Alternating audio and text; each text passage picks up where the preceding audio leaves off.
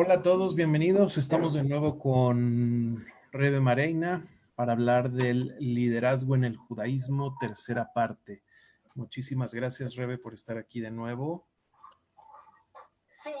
Y estamos por empezar. Solo nos preguntan si está relacionada con las anteriores o si es independiente. Está relacionada, pero es totalmente independiente a la vez, porque tuvimos una introducción, hablamos de algunos líderes del Tanaj y del pensamiento judío, y hoy vamos a hablar de otro tema, que es el liderazgo en la ciencia, el arte,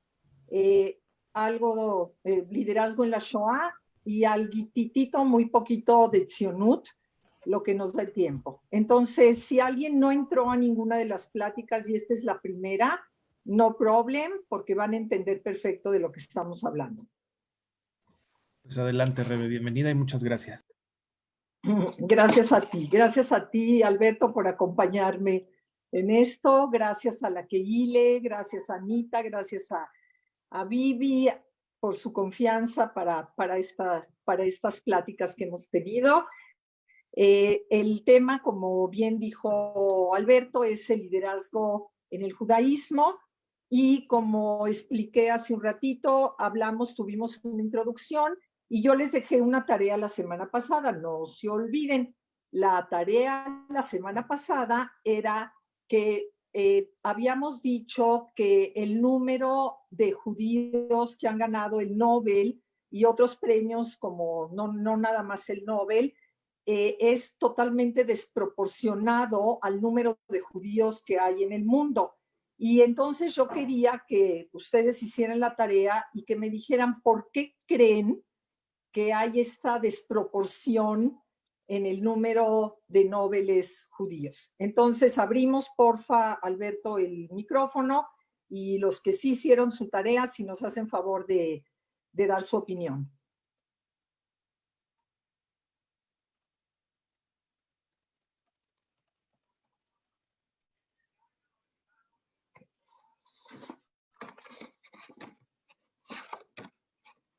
¿No?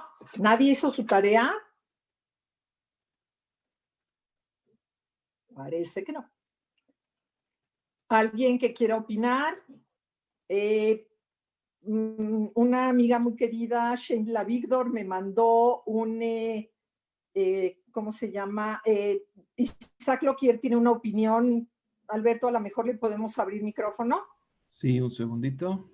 Gracias. Isaac. Adelante, Isaac, ¿puedes abrir tu micrófono?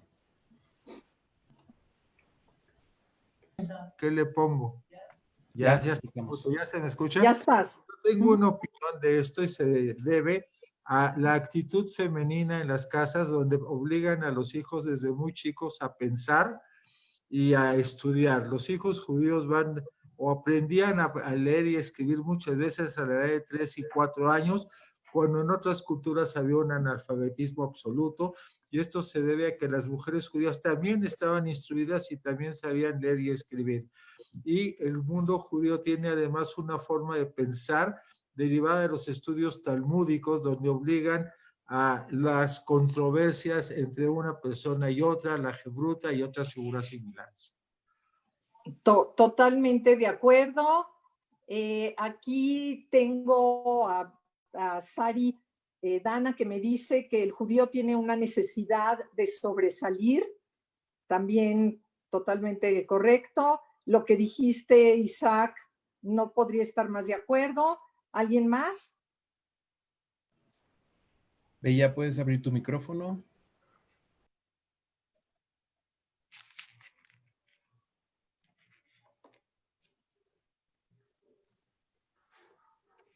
Adelante, Bella. ¿Me oyes? Uli, ya Perfecto. me salí. Sí. Yo creo, en relación a lo que dijo la primera persona, que el pueblo, ¿me escuchan? Sí, sí. El pueblo judío, el judío en general, no es analfabeta porque desde chico tiene que aprender a leer por lo menos lo de su bar mitzvah. Entonces ahí ya es una parte donde se instruye, donde aprende a leer y escribir. Y pues creo que esa es una de las partes por las que entre los judíos el analfabetismo es muy, muy poco. Sí, claro. Entonces, creo que esa es una de las causas por las que entre los judíos el analfabetismo es muy bajo. Porque desde siempre estás obligado a leer. Eso es todo. ¿Alguien más? Creo, Alberto, que la líder que Maya quería intervenir. Si le abrimos para que pueda. Adelante. Bueno. Ya la escuchamos, Lere. Ok, ya me estás oyendo. Yo considero que el pueblo judío en general ha tenido que luchar tanto por sus derechos y por su supervivencia que simplemente desarrolló otras facultades. Sí, somos un pueblo inquieto, somos un pueblo que quiere estudiar, somos un pueblo que quiere aprender y que quiere compartir con el mundo lo que sabe. Y eso se ha demostrado durante toda nuestra historia. Sí, sí, Rebe. De acuerdo. Gracias. Yo sí considero que hemos hecho un gran esfuerzo por participar activamente en todo lo que sucede en el mundo, simplemente porque así somos y así queremos ser. Muy bien. Y se nos prohibió tantos caminos que, bueno, pues los buscamos. Ok. ¿Alguien tiene alguna otra opinión que la quiera exteriorizar? Nos encantaría escucharlos. Neju, adelante. ¿Ya puedo? ¿Sí? ¿Sí me escuchan? Hola.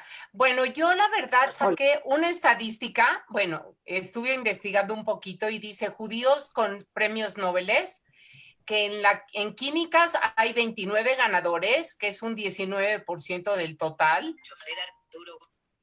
En economía hay 22 ganadores, que son 38% del total. En literatura, 13 ganadores, que es el 13% del total. En paz, 9 ganadores, que es un 10% del total. En física, 47 ganadores, que es un 26% del total. Y en medicina, 53 ganadores, que es un 28% del total.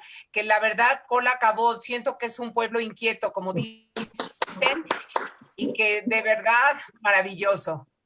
¿Ok? Neju sí hizo su tarea. Cuando te vea te voy a poner una estrellita y una medalla. Gracias, es una colaboración maravillosa. Muchas gracias. Okay, un beso. ¿Alguien más que quiera participar? Bueno, yo encontré lo siguiente. Hay varias causas por las que el judío ha sobresalido y ha ganado estos premios, que estos premios están más estandarizados que otros, pero no quiere decir que acá no entren becas y que no entre el Pulitzer o otros premios.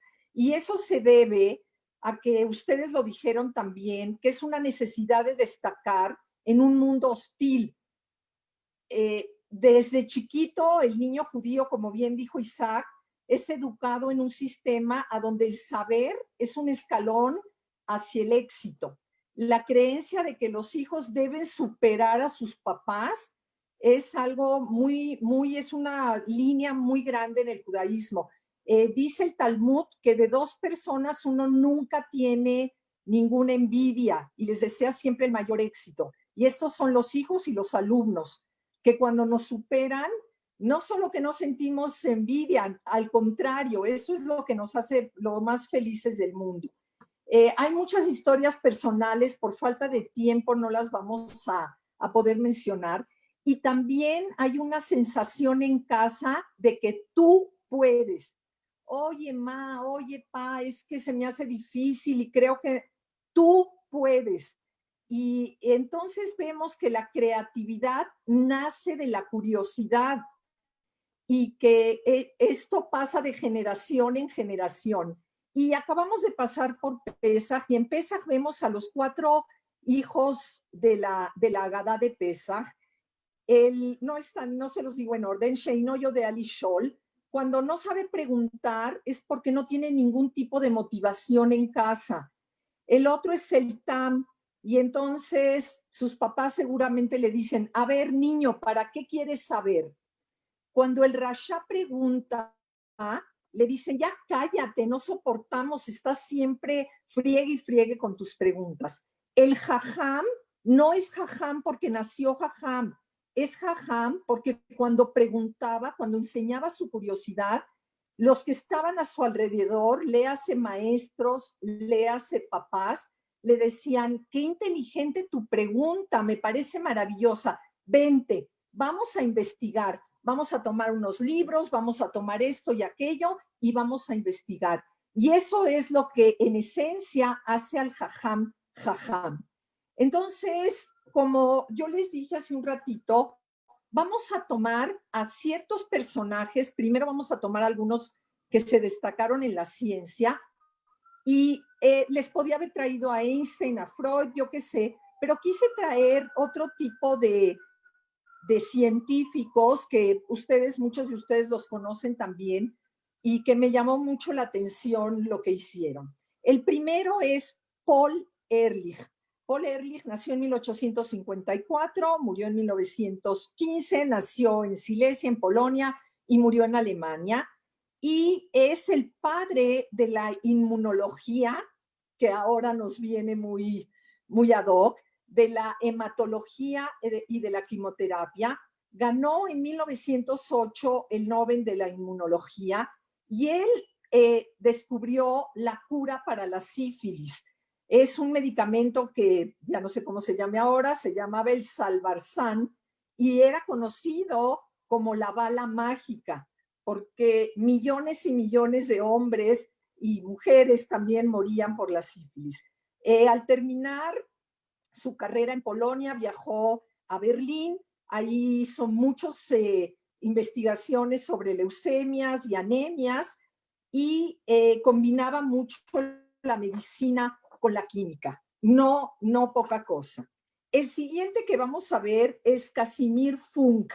Nació en Polonia en 1884 y murió en 1967 en Estados Unidos. Era hijo de migrantes polacos, estudió en Suiza, trabajó en Berlín, en París, en Londres, y descubrió nada más y nada menos que las vitaminas. Miren, ya en el siglo XVIII, la Armada inglesa había visto que los jugos de cítricos ayudaban mucho al bienestar de los marinos que estaban mucho tiempo en alta mar. Y este señor Casimir Funk experimentó en ratas y vio que algunos extractos de arroz, de verduras, de leche y frutos curaban enfermedades. Les llamó vitaminas. ¿Por qué les llamó vitaminas? Porque vita en latín es vida y amín es un compuesto químico que tiene nitrógeno. Él, junto con Louis Pasteur y el que acabamos de mencionar, Ehrlich, fueron los padres de la medicina preventiva, que no es poca cosa. También descubrió que hay alimentos que después de algún tiempo pierden sus nutrientes. Ahora eso nos parece lo más natural y todos lo sabemos, que no vamos a dejar un jugo, no sé, de naranja 8 días en el refri y pretender que tenga sus cualidades nutritivas. Pero en aquel entonces no era tan sobreentendido, y él descubrió estos nutrientes que se echan a perder con demasiada cocción, o que si vienen de tierras pobres tampoco son lo que deberían de ser. Y gracias a él se inventó este término MDA, que es Minimum Daily Allowance of Vitamins, que quiere decir que, y es algo que en los Estados Unidos sucede, también en algunas marcas en México, que en cada caja tiene que venir descrito cuántos nutrientes tiene ese alimento. También Funk investigó sobre las hormonas. El siguiente científico que vamos a ver se llamaba Selman Waksman. Su nombre real era Selman Weizmann, pero cambió su apellido cuando se fue a vivir a Estados Unidos después de vivir en Ucrania. Nació en 1888, murió en 1973 y en 1952 fue Nobel en Fisiología y Medicina. Seguro uno de los que nos hiciste favor de mencionar, Nehu, y él desarrolló los antibióticos que sirven para curar las infecciones y también ayudó en la cura de la tuberculosis. Son varias los antibióticos que él descubrió y muchas veces hay gente, y este es el caso precisamente de Waksman, que cuando tienen una experiencia muy dolorosa en la vida, eso hace que canalicen sus inquietudes por este hecho en sus vidas que les sucedió. Y a él le pasó que él tenía una hermanita chiquita que murió de difteria, pero obviamente era una enfermedad que en aquel entonces no tenía cura. Y cuando él vio el sufrimiento de la hermanita, él se prometió que él iba a encontrar algo. Aquí encontré algo interesante de Waksman, que se educó en la tradición judía, sabía perfecto quién era, había ido al Heider, ya que había nacido en Ucrania, y luego emigró a los Estados Unidos. Al estallar la Segunda Guerra Mundial, urgían antibióticos. Hemos visto N número de películas de la Primera Guerra Mundial, donde vemos a estos pobres soldados que les tienen que amputar sus pies, sus manos, etcétera, porque no había cómo salvarlos de las infecciones que los aquejaban. Y Waksman pudo inventar estos antibióticos que ya en la Segunda Guerra Mundial, ya se pusieron al servicio, sobre todo al servicio militar en un principio. Hay una compañía muy importante farmacéutica que se llama Merck y le dio las regalías, y él, con todo lo que recibió de las regalías, fundó el Instituto Waksman de Microbiología. Y ahora sabemos perfectamente que billones y billones de personas se salvan gracias a esto. El próximo personaje que vamos a ver, a mí me llama mucho la atención y lo escogí precisamente por su invento.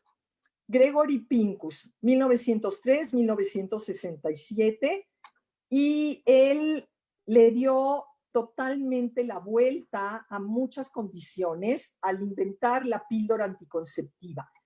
Desde tiempos muy, muy antiguos, ya los egipcios, por ejemplo, conocían una especie de condón que se hacía de tripas de animales, pero algo como la píldora anticonceptiva no se había visto hasta entonces, y esto se debe a que la píldora anticonceptiva no es abortiva, sino que es un inhibidor de la ovulación, y es casi 100% efectiva.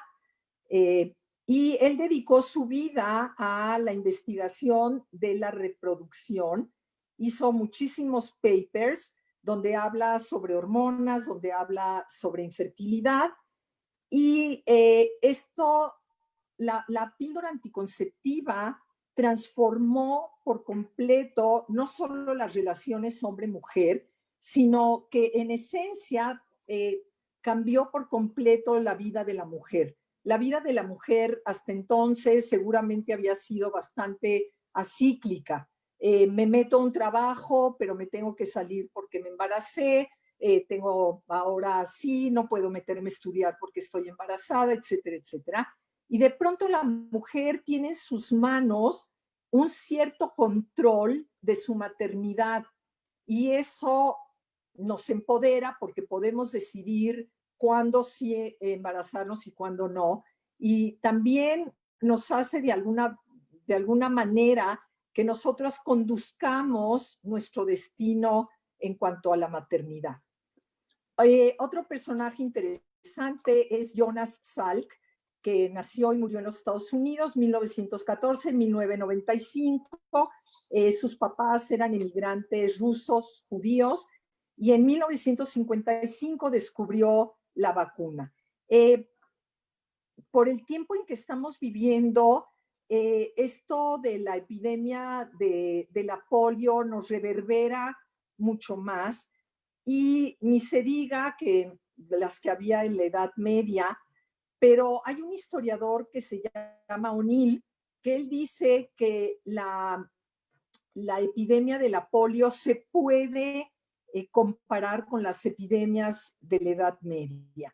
Inclusive el presidente Roosevelt la sufrió y él fue uno de los que patrocinó la investigación. Hubo 7 años de investigación muy ardua, 20,000 médicos, agentes de salud, 74,000 académicos, 20,000 voluntarios, y no solo eso, sino que eventualmente hubieron 1,800,000 niños de escuelas que eran parte del comité de prueba. En 1955, cuando le preguntaron a Salk que quién tiene la patente, escuchen su respuesta porque es poética, altruista y maravillosa. Y dijo: se puede patentar el sol y nadie tiene la patente de la vacuna. Sus últimos años los dedicó a la investigación de una vacuna contra el SIDA, y años después, otro judío, Albert Sabin, que su apellido verdadero era Saperstein, él había nacido en Bialystok y luego vivió en Washington. Él descubrió la vacuna tomada. Al principio se la daban a los niños en un terrón de azúcar y ahora todo el mundo sabemos que podemos usarla. Él declinó los beneficios económicos de su invento. También desarrolló vacunas contra el dengue y la encefalitis. Y como les dije, no la quiso patentar, y él pidió que fuera gratuita y universal. Y sus deseos fueron cumplidos. Donó todos sus premios y todas sus notas a la Universidad de Cincinnati. Fíjense lo que dijo: quiero que mi investigación esté al alcance de todos. Y repite, de todos. Eso también es maravilloso. Esta es una mujer que a lo mejor no muchos de ustedes han oído hablar de ella, Gertrude B. Elion, 1918-1999, Estados Unidos. En 1988 ganó el premio Nobel, y al recibirlo dijo: no lo hago por el premio, sino por salvar vidas. Ella descubrió el ácido ribonucleico. Sus abuelos eran rabinos, su papá de Lituania. En su casa la choteaban, por así decirlo, y tenía un sobrenombre que era Esponja del Saber. Sus ídolos eran Pasteur y Madame Curie, y al ver que su abuelo, otra vez encontramos una historia triste, que es inspiración. O sea que con lo que nos sucede, nosotros podemos canalizarlo para una cosa o para otra. Y cuando el abuelo fallece, ella decide estudiar química, y ella se ganó una beca y trabajó muchísimo, fue maestra para tener recursos, y en 1942, con la guerra, la contratan para una firma farmacéutica y descubrió la diaminopurina, que cura leucemia infantil. Este medicamento era muy tóxico, así que ella lo mejoró. No la cura por completo, desgraciadamente, pero sí la puede poner en remisión, y eso ya es muy bueno. Y de ahí, de esta medicina que Gertrude hizo, salió también el Inmuran, que lo usan para trasplantes y que es muy, muy importante. También descubrió el Sovirax contra el herpes, el sarampión y la encefalitis.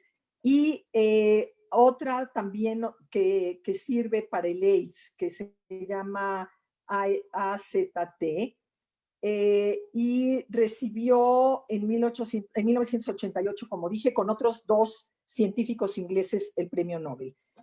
Otro premio Nobel es importantísimo, Rosalind E. Franklin, Londres 1920, 1958, y ella descubrió, 88, el ADN. Nació en una familia inglesa muy prominente, era pariente de Sir Moshe Montefiore, y a pesar de que entró muy joven a Cambridge, a los 18 años, ella ganó una beca y luchó por ser reconocida en un mundo machista. Si recuerdan, la semana pasada hablamos un poco de lo que se llama el techo de cristal, que es cuando a una mujer le dicen, tú puedes llegar a donde sea y tú puedes, pero de pronto llega a un lugar que parece transparente, que parecería que sí puede llegar y no llega. Entonces, imagínense en estos años para ella lo que tuvo que luchar para llegar a estar en el mundo de los hombres. Sus estudios sobre la estructura del carbón la llevaron a descubrir la estructura del ADN, del ácido desoxirribonucleico, que en inglés es DNA, que codifica toda la información genética que compone un organismo. Es lo que se usa para saber si son enfermedades transmitidas genéticamente. También, como vemos en muchas telenovelas, sirve también para definir la paternidad de uno u otro. No poca cosa, no poca cosa. Ahora quiero hablar un poquitito del arte. Como ustedes han oído alguna vez, el arte nunca fue un campo muy judío, ya que hay una prohibición por la halajá de hacer figuras humanas. Ustedes jamás van a llegar a un Bet Knesset y van a encontrar figuras humanas. Puede ser que vean los símbolos de las tribus de Israel, los leones, etcétera, pero figuras humanas no hay porque estaba prohibido como una advertencia de no hacer ídolos. Y entonces el arte en el judaísmo se desarrolló como en otros sentidos, pero ya para finales del 19, para principios del 20, encontramos artistas muy importantes, no se diga Chagall y muchos otros, pero yo me tomé a Amadeo Modigliani, un hombre nacido en Italia, que murió en Francia, vivió solamente 35 años, murió muy joven, y Modigliani tiene estos retratos de gente, mayormente mujeres estilizadas como alargadas, con caras ovaladas, que definitivamente lo hizo un innovador, alguien que no había nunca se había hecho algo así. Tuvo, como dije bien, una vida muy azarosa, muy desenfrenada en cuanto a mujeres, y murió de meningitis. Leí que su pareja se suicidó después de que él falleció, pero miren lo que encontré. En 2015, obviamente, como la mayoría de los grandes pintores en vida, no vio su éxito, no sé, no lo vio en pesos y centavos, pero en 2015 un chino compró su obra por $170 millones, solo superada por un Picasso por el que pagaron $179 millones. También en todos estos casos los traigo porque su liderazgo tiene que ver con innovación, con atreverse. Seguramente a todos estos científicos, a todos estos pintores, alguien les dijo, tú no vas a triunfar, lo que tú hagas no va a salir. pero ellos se atrevieron y ahora vemos a dónde llegaron.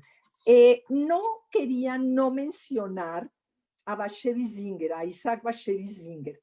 Y una parte importante de su liderazgo se debe a que él ya tenía un hermano que era famoso, que era Yud Singer, y él no quiere recargarse en el nombre del hermano para lograr un Shem, un nombre por sí mismo, y entonces adopta el nombre de su mamá, que era Batsheva, Bashevi, y entonces él se pone Itzhak Bashevis Singer. Era hijo de rabinos, como dijimos, nació en Rajimin, en Polonia, en 1902, murió en la Florida, en Estados Unidos, en 1991, y en 1978 ganó el premio Nobel, que es la primera vez que a un autor en yiddish se le da. No porque otros no lo hubieran merecido, seguramente los hubo y muchos, pero la desgracia de Sholem Aleichem, o que ayer fue su Yortzeit, su aniversario luctuoso, de a lo mejor de Pérez, de Mendele y de muchos otros, fue que no tenían una nacionalidad, porque al ser judíos no correspondían a una nacionalidad ni del lugar donde había nacido, etcétera. Y entonces Bashevis es el primero que recibe el Nobel. Tuvo una educación religiosa, como dije, escribe en yiddish, su papá era rabino. Entre los títulos de sus nombres, de sus libros, tenemos El mago de Lublin, Mesías pecador, La familia Moscat, En la corte de mi padre, y muchos otros. Cuando llegó a los Estados Unidos, escribía para el periódico Forbes, y la gente se comía sus artículos, mandaba los capítulos de algunos de sus libros, y la gente esperaba de semana en semana poder leer la continuación. Y lo interesante es que cuando recibió el premio Nobel, su discurso fue en yiddish, y si lo quieren googlear, de verdad que vale la pena oírlo. Quería hablar algo de algún músico importante, y obviamente todos hemos oído de Perelman y de muchos otros, pero a uno de los más importantes violinistas le preguntaron una vez, ¿y por qué los judíos se fueron tanto al violín? ¿Por qué hay tantos judíos que tocan el violín y que son unos virtuosos? Les cuento que en una casa judía se sabía cuántos varones había por la cantidad de violines que estaban colgados. O sea que era una tradición no solo de klezmer, sino en general la música era una tradición judía muy arraigada. Y de quien quiero hablar hoy es y entonces cuando le preguntaron por qué los judíos hay tantos judíos virtuosos del violín, el virtuoso les dijo, porque cuando te tienes que escapar por un pogromo, por la guerra, es muy difícil llevarse un piano. Entonces aquí vemos lo que hablamos en una de las primeras pláticas sobre este humor agridulce que el judío sabe manejar. Voy a hablar ahorita sobre Leonard Bernstein, y quiero hablar de él porque fue un innovador en todos los campos de la música. Nació y murió en los Estados Unidos, de papás ucranianos, 1918-1990. Fue director de orquesta, compositor, dirigió varias orquestas filarmónicas, pero una de sus aportaciones más grandes a la modernidad es que fue el primero en televisar conciertos para que jóvenes escucharan. Lo hacía a ciertas horas donde los jóvenes estaban en casa, no en la escuela, y eso duró de 1958 a 1972. No es poca cosa realmente. Entre muchas cosas hizo óperas y sinfonías, pero lo que más recordamos a lo mejor nosotros es West Side Story, que es este musical tan famoso del amor entre entre migrantes puertorriqueños. También hizo un día en Nueva York y él estudió, ganó muchos Grammys, ni se diga. Fíjense, en Israel siempre estuvo muy identificado con el Estado de Israel y cuando el Auditorio Mann se inauguró en Montes Corpus, él fue uno de los que dirigió la orquesta. No, y eso fue en 1947. Y en 1967, en Montes Corpus, para celebrar la reunificación de Jerusalén, también estuvo ahí. Viajó por todo el mundo. Su liderazgo, sobre todo, se manifiesta porque se atrevió. ¿Quién hubiera pensado entonces en televisar conciertos y de esa manera poner la música clásica al alcance de cualquiera y no solo de aquel que podía pagar un boleto caro y ir al Lincoln Center o a otro lugar a escuchar música? También tuvo muchos musicales en Broadway y es digno de toda nuestra admiración.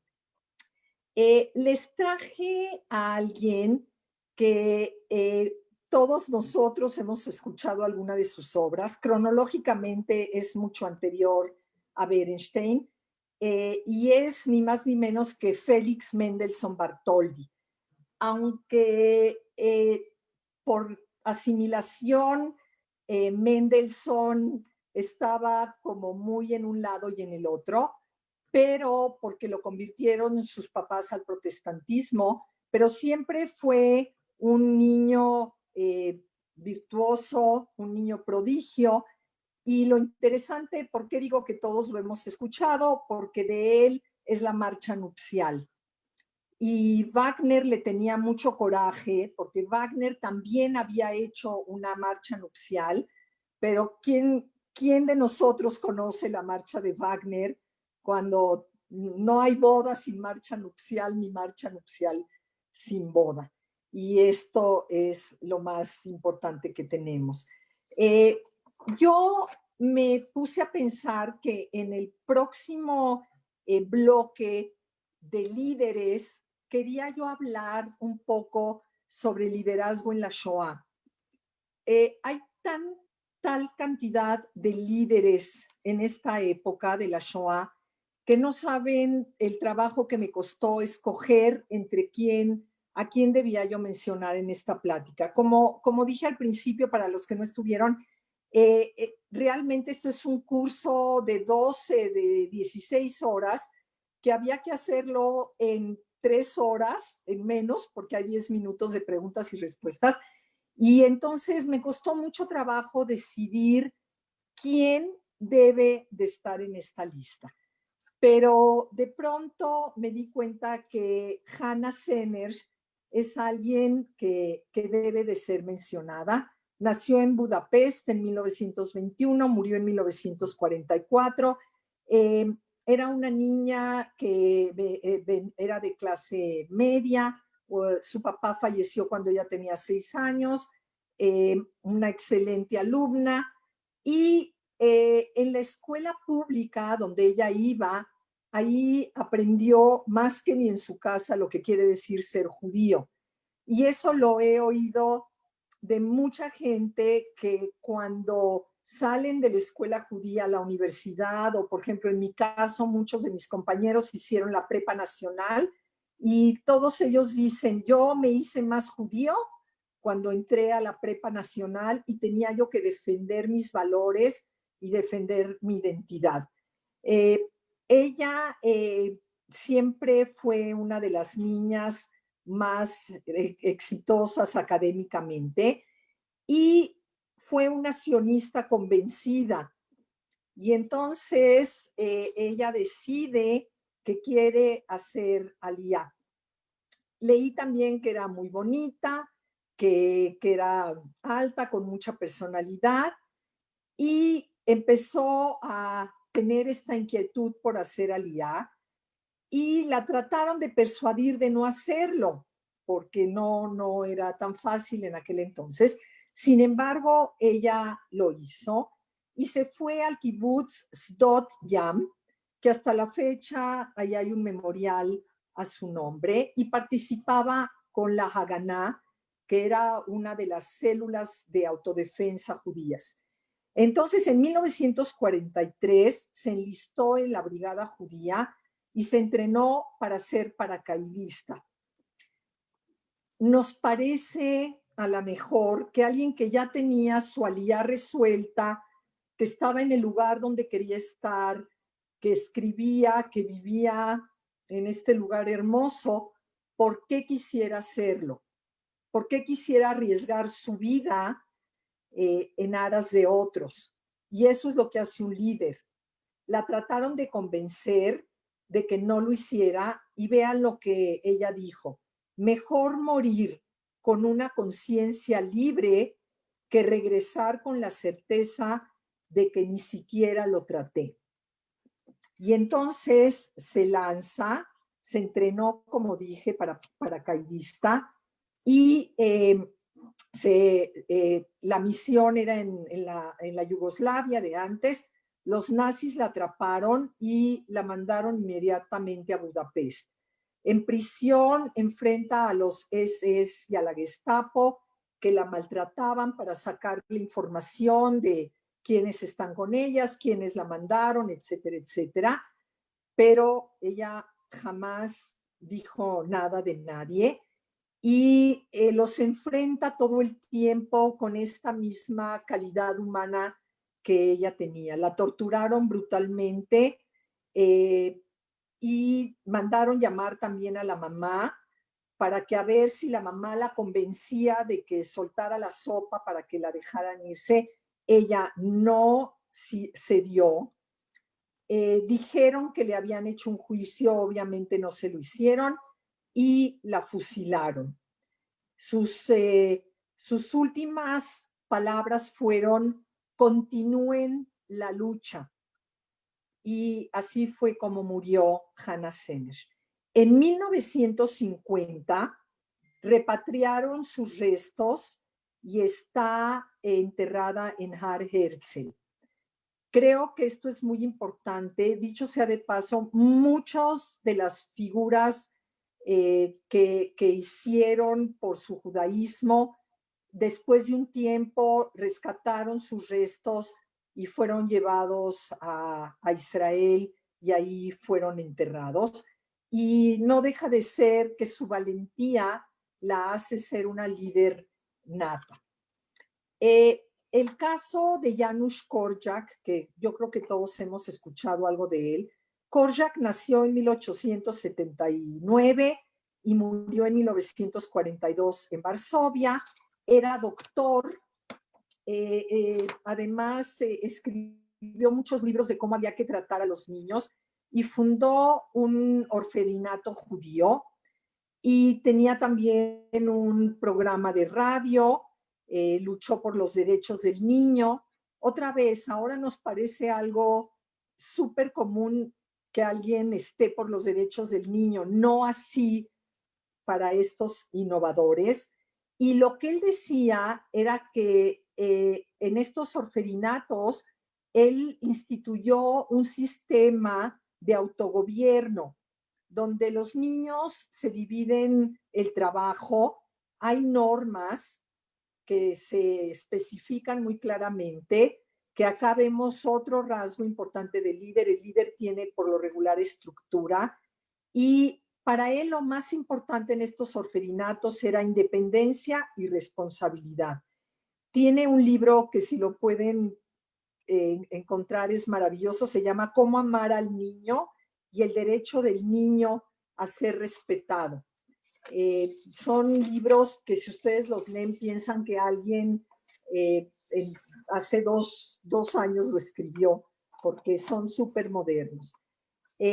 Escribió diarios durante la Segunda Guerra Mundial.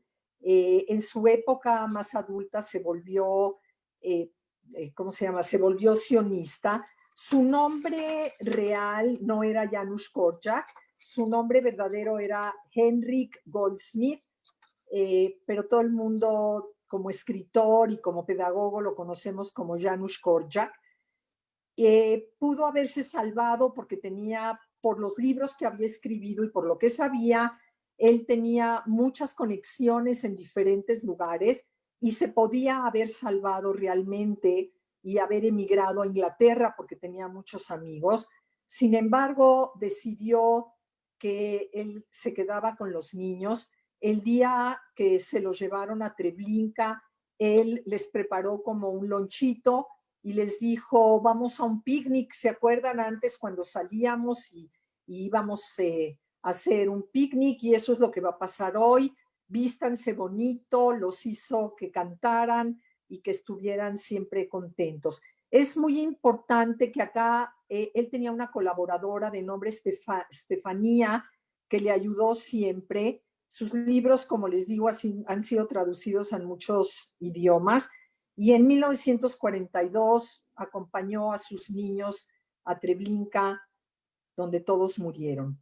El líder se sacrifica por sus ideales y se sacrifica por sus seguidores. Y eso lo vemos muy, muy claramente en lo que acabamos de leer. La semana que entra, a esta misma hora, si ustedes me permiten entrar a sus casas, vamos a hablar sobre Tzionut. Yo no quise ahorita decir rápido nombres de la Tzionut o cosas, pero entre Anita y yo estábamos pensando que quizás dar una clase que solo hablemos de Tzionut, donde hablemos sobre los grandes ideólogos de la Tzionut y cómo llegaron a las conclusiones que llegaron. Y si nos acompañan, entonces ese día vamos a hablar de Tzionut. Me encontré con este texto, a lo mejor muchos de ustedes les llegó por mail, por chat, yo qué sé, pero quisiera compartirlo con ustedes porque creo que es interesante. Y dice así, dice, simplemente por estos hechos fácticos sigo siendo judío. Es de Rabbi Israel Meir Lau, el que fuera el Rav Rashi de la comunidad Ashkenazí, sobreviviente de la Shoah, por cierto. Y dice, imaginemos dos visitas realizadas a sus respectivas patrias, una por Julio César y la otra por Moisés. En el aeropuerto de Roma, en Italia, Julio César sale del avión e inmediatamente siente que algo ha cambiado profundamente. La gente no habla su idioma, la religión local es completamente diferente y Roma ya no es más la capital política ni cultural del mundo. Él ya no tiene nada en común con los habitantes de su tierra. Paralelamente, en el Ben Gurion Airport de Tel Aviv, la escena se despliega de manera muy diferente. Un Moisés anciano sale del avión. La emoción lo supera cuando sus pies tocan la tierra de Israel por primera vez. Habiendo llevado su nación a través del desierto durante 40 años y falleciendo ahí sin alcanzar la tierra prometida, Moisés finalmente lo ha logrado. Shalom, le dice un joven maletero del aeropuerto que emigró hace poco de Argentina y que se acerca para ofrecerle ayuda. Shalom, contesta Moisés, asombrado que el idioma hablado en este lugar maravillosamente moderno es el mismo que él hablaba hace miles de años. Luego, observa un grupo de hombres que reza en una esquina del aeropuerto. Más de 3,000 años separan a estos hombres de Moshe. Uno nació en Egipto, los otros en Moscú, México, Etiopía, Nueva York, Casablanca, Bombay, Sydney, París, Johannesburg.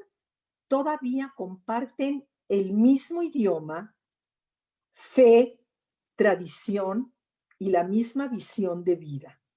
Moisés dirige su rostro al cielo y grita, bendito es el omnipotente, pues mi pueblo todavía está vivo. La nación judía ha sobrevivido imperio tras imperio de sus perseguidores.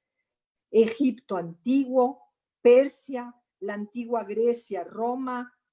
¿Y ahora dónde están? ¿Cuál es el milagro de la supervivencia judía? El milagro es nuestra unificada fe judía, nuestra historia y nuestra herencia.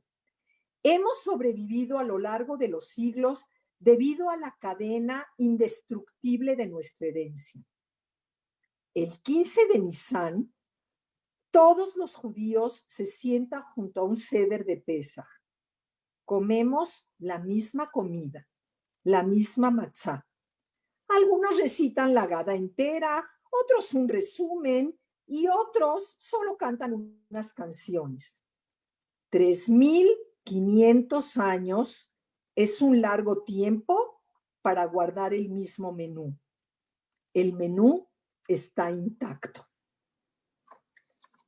Este texto creo que resume un poco lo que yo quería decirles hoy y de la manera como yo quería terminar lo que hablamos. Yo lo único que quiero, antes de terminar esta plática y pasar el micrófono, que ya quedan pocos minutos, es que el líder cree en lo que hace y por eso se involucra. Y acabo de oír a un rabino que se llama Rab Jacobson esta reflexión y la quiero compartir con ustedes. La palabra mashver en hebreo es crisis y viene del shoresh shaver, shvirá, que es fragmentar o romper. Cuando decimos que algo está shavar, taquisé, rompió la silla, por ejemplo. Pero fíjense qué interesante lo que dijo el Rab Jacobson. Dijo que mashver también es el nombre que se le da a una silla que las parteras usaban en la antigüedad para el alumbramiento. El parto es algo difícil, es algo doloroso. Las que me escuchan lo saben, pero sabemos que al final el resultado será grandioso. El líder aprovecha la crisis para enseñar de qué material está hecho y da a luz finalmente el proyecto que se propuso. Me gustaría, Alberto, si eres tan amable en estos últimos minutos, abrir los micrófonos y si ustedes quieren dar su opinión o hacer alguna pregunta y yo puedo responderla, eso sería muy bueno. Gracias, gracias, gracias por su atención. Sara, ¿puedes abrir tu micrófono, por favor? Hola, yo quiero decir que estoy disfrutando muchísimo esta plática, que me parece muy importante recordar los valores eternos de liderazgo judío. Y quiero decir algo que no es preguntar y tampoco es para escucharme a mí misma, es para felicitarte, Rebe, porque creo que de verdad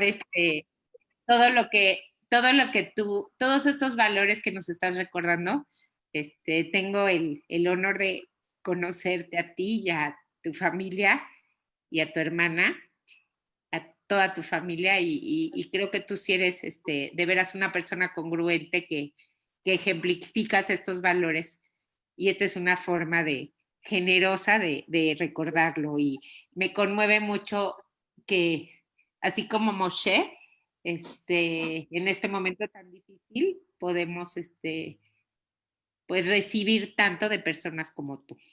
Gracias. Y yo te lo retacho, como dicen los chavos, Sari, linda, y te agradezco tus palabras de todo corazón. Muchas, muchas gracias.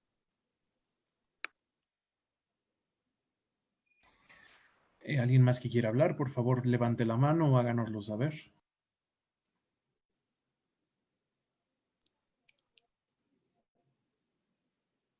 Tenemos muchos comentarios, Rebe, sobre, bueno, que eres una gran maestra, excelente conferencia.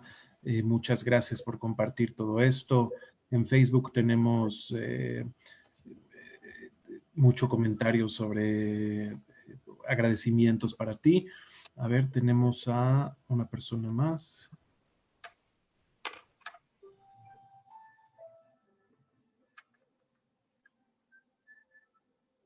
Hola, Adelante.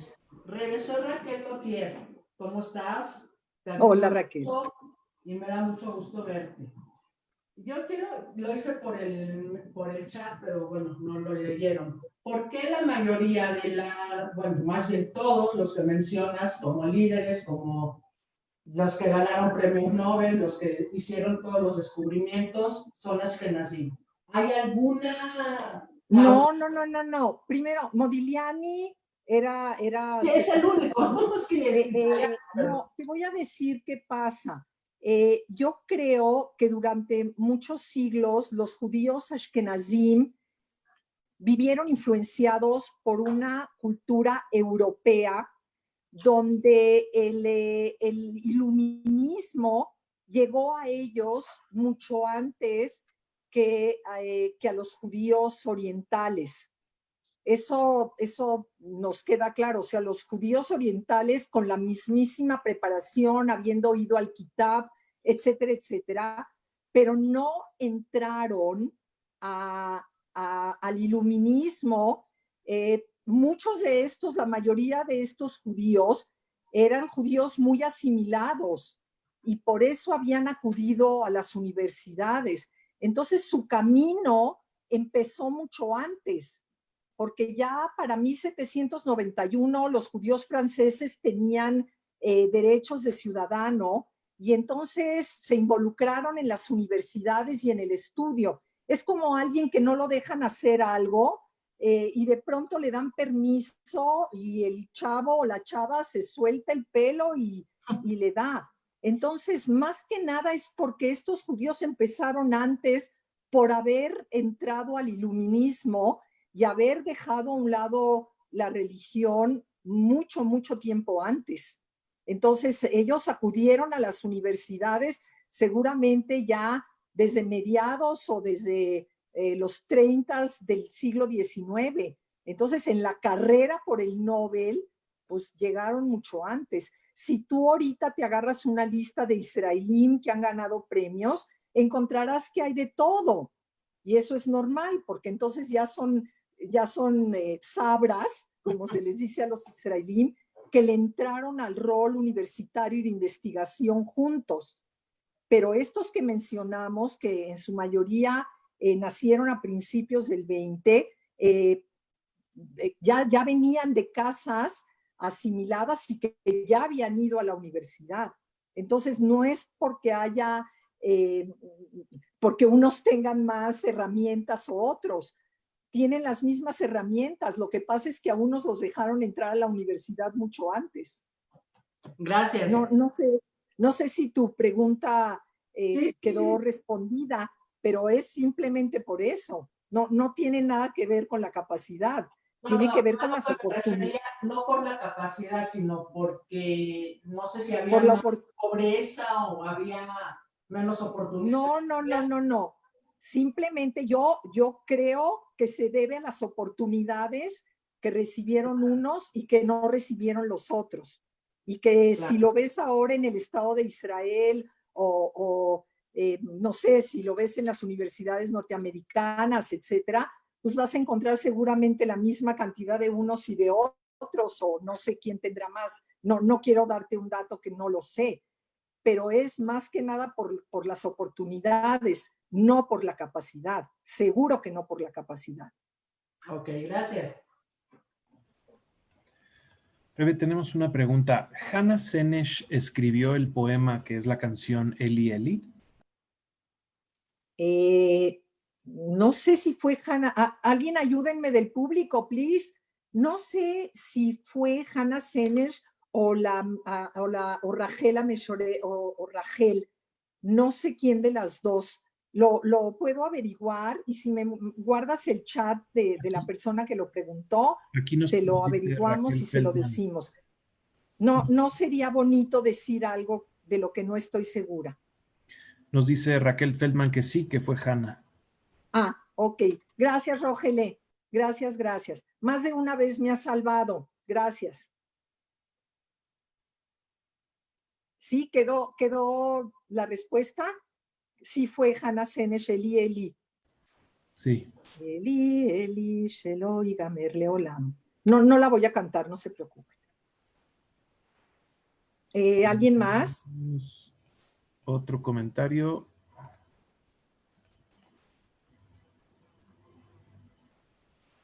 Sara, adelante. No, yo solo hice la pregunta de Eli Eli, pero creo que sí fue, y es muy bonito ese poema. Sí, si lo puedes traducir. Gracias, Ari. Sí fue. Acaba de decirnos Raquel Feldman que sí, que en efecto la canción Eli Eli, Shelo y Gamer Leolam es de Hannah Senesh. También en Facebook nos comentan que sí, que efectivamente es de ella.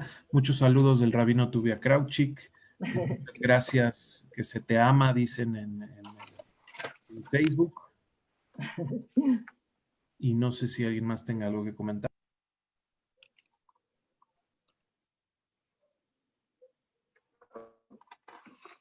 Sí, ¿no?